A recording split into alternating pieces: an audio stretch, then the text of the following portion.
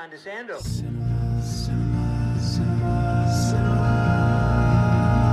Classics, let's go to the movies and share some popcorn, soda pop with our friends. Turn off our cell phones and get away. Night or day, it's John DeSando on the radio. We'll watch the credits from up high and low. Cinema Classics on NPR.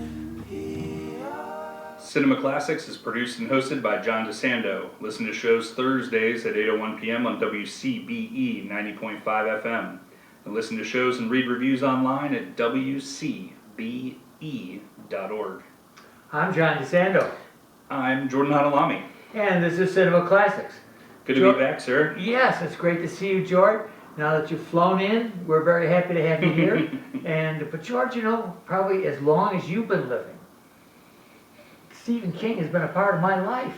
For sure, he's been a part of mine since childhood. I mean, my gosh. And so we have another one. Yep. And how appropriate, the monkey. Yes. Right? Now you just know there's going to be a monkey business all over this place. Mm-hmm. Set it up for us.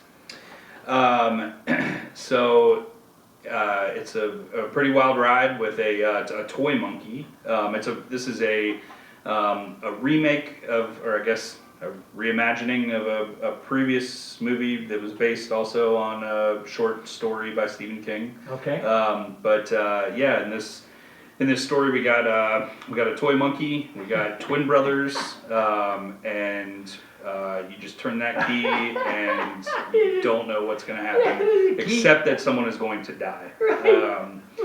It's a really, I think what a lot of people are excited about with this. It had a great opening weekend for relative to its budget and stuff, and what I really loved, and I think what a lot of people are really loving, is the way they balance a dark comedy and horror together in it. So, relatively minimal cast, and just a lot of crazy stuff going on. But you know, I've so thought of that. I'm glad you mentioned that. Of that genius of balancing the gore with the humor. Mm-hmm. How do you do that? And you know, you look at it and you say, these people.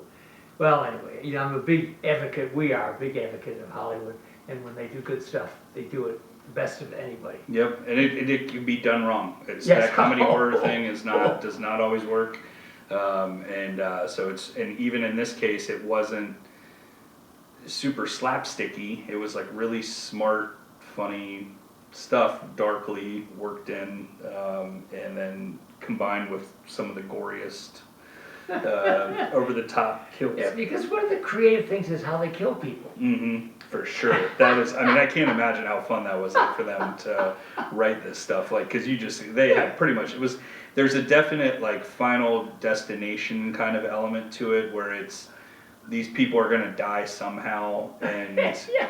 some weird thing is going to happen that you don't know what's going to happen, and so it's really exciting each time they crank that key, and you're like, all right, here we go. He doesn't even have a tune to it. He kind of Right. the monkey hits Yeah. the drum, but you better watch out, because once he stops playing. Exactly. And I read an interesting thing with that. So the original, the Monkey Shines monkey, had cymbals, instead of a drum, and they had to switch to a drum because Disney owns the rights to the design of that monkey because it appeared in Toy Story 3. So Whoa. they couldn't use the symbol, and the only reason it appeared in Toy Story 3 is because the director loved Stephen King. Anyway, it's just kind of a fun little random thing, so they changed to a drum instead. I've heard that they changed to the sticks. Yeah. But I hadn't heard that it was right through Toy Story 3. Oh, that's great. I would think there's one moment, we get our usual jump scares, Mm-hmm, right? for sure. But there's one moment that's really shocking, is when the lady loses her head. Yeah. Oh, and another fun little Easter egg in that. Turns out her name, Oh, yes. Annie Wilkes. Yes, right, and that's from Misery. It's Misery. Yeah. I know. But yeah, that whole sequence and just that introduction to the movie and stuff was really, really, really fun, and really great job of setting the stage. It's so Stephen King though, because you really can't put this thing down. Mm-hmm. You can dump it into a well if you They- want, if you think. I mean, you open with someone trying to blowtorch it, to, like, you know, like it. You learn early on this thing is not going down easy. And this is the homeliest monkey you've ever seen. Mhm. They just designed these things. They got these awful teeth, Yep. these big ears, and it's just menacing. What makes this, I mean, maybe better than most horror scares is that there's something really human about it. And it's not the monkey, it's the people involved. Mhm. And especially you mentioned the two brothers, the twin brothers. What a whole interesting dynamic. Yeah. Don't you think? I mean, Yeah, it was interesting. I wasn't sure how they were gonna play that out, especially because you spend the first chunk of the movie with them as children. You get the adult version doing narration, but you're with them as kids for a lot of the early part of the movie, and I wasn't sure how they were gonna handle that later, and loved it. Like, just really the way they, you know, you're with the narrator mostly, the one brother, but then they do, and I was like, are we really going to get much of the other brother? And then, yeah, for sure, we get plenty of them. And yeah, just the casting throughout the movie was amazing. Theo James is like having a great, I think he's going to He really plays come the- on he strong. plays the Yeah, older plays boys. the brothers, the Yeah. older brothers. And I was not familiar with him, and so I think he's been around for a little while, but I wasn't familiar with him until White Lotus, and Yes. and then I think he's really coming up now. I think people are really getting notice of him. Super job. Yeah. Actually, a really good looking guy. Oh, very. And We've got him kind of dorky in this one, but he's still. I mean, it was to the point of like, he's one of those people where it's like almost kind of silly that he's playing a grocery store clerk. Yes, You know, right. you're like, you're just too single, Yeah, and you- like, you know, you're just nerd or whatever. Like, you're just like, okay. You're right. Very cinematic. Thing. Yeah, You're yeah. looking at it. No, but that's part of the joy of it, I It's the think. whole thing of like the you just put glasses on him and he's nerdy and not unassuming. So I thought that they caught, even though a bit extreme, the rivalry that can come between two brothers, especially twins. Yeah, it's a really, I mean, it's pretty interesting because it is essentially from the start, and I'm not gonna lie, I actually there was a tiny bit of narration going on at the beginning that I might have missed some of. The server was like bringing me food, Oh, and she okay. screwed up my order, and like it was all happening like as okay. the movie like, and I was like, what am I missing right now?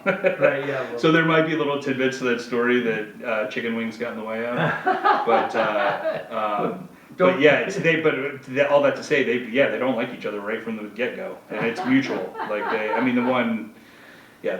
don't like each other. And don't they, and there's something very Freudian about all this, Bill, I think, accuses his brother of killing the mother or something like that. Yes.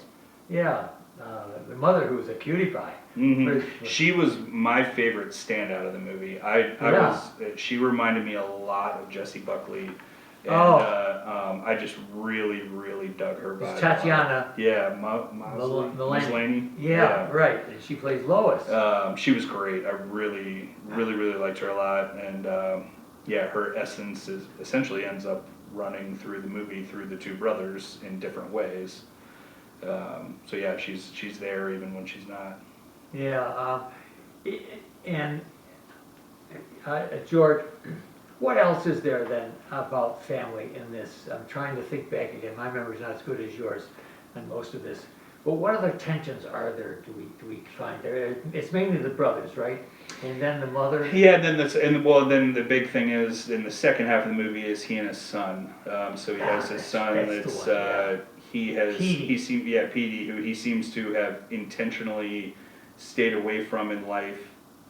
I don't know that it's ever said, but I think it's basically because of his fear of what the monkey can do. Right. And he doesn't want to put him in situations where he could randomly get killed. Yeah, no, allegedly, he was staying away in order to protect the kid. Yeah. I think initially you're wondering, well, is he just a deadbeat dad? Yeah.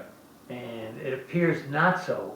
But, you know, it reminds you how important the father-son relationship is. Which is played out. There's a couple great cameos in the movie, and one at the beginning of the movie, and then one later as the potential stepfather, with a cameo from a well-known friend of the genre films, and he is so over the top. Some author who is apparently the greatest. He's apparently the world's foremost father, like, writer, but he doesn't actually even have a kid. Like, he has a stepson, you know, like, but anyway, some great cameos in the movie as well. So. Well, George, before we get to our podcast, and I'd like to look at some other Stephen King films. Yeah. I think he's worth doing for us in our And podcast. maybe a little Osgood Perkins. Good. We haven't mentioned too, just highlight Osgood Perkins, director, Yes. up and coming, and son of the famous, iconic Anthony Perkins from the thank Psycho you. movies. Thank you, yes. Great. Had a really solid indie hit with Long Legs last year, and he's Yes. really coming on With strong. Nicolas Cage, a sleeper. Yeah. Really good, yes. Yeah. So, George, how do you recommend this film? Yeah, I recommend it anybody who can deal with some gore. All right, Because it is definitely over the top, but in a really fun way that I think people will enjoy, and it's just a breath of fresh air in the genre. And I feel that that's good. There are even younger kids that I would let go to see this because they handle that humor so well. Yeah. It just takes the edge off of the gore. Yep. Okay, so that's WCBE.org, and the podcast experience in this case, because it's the child of cinema classics, is called Double Take. Great. I'm John DeSando. Cinema, cinema, cinema, cinema. Classics, let's go to the movies and share some popcorn, soda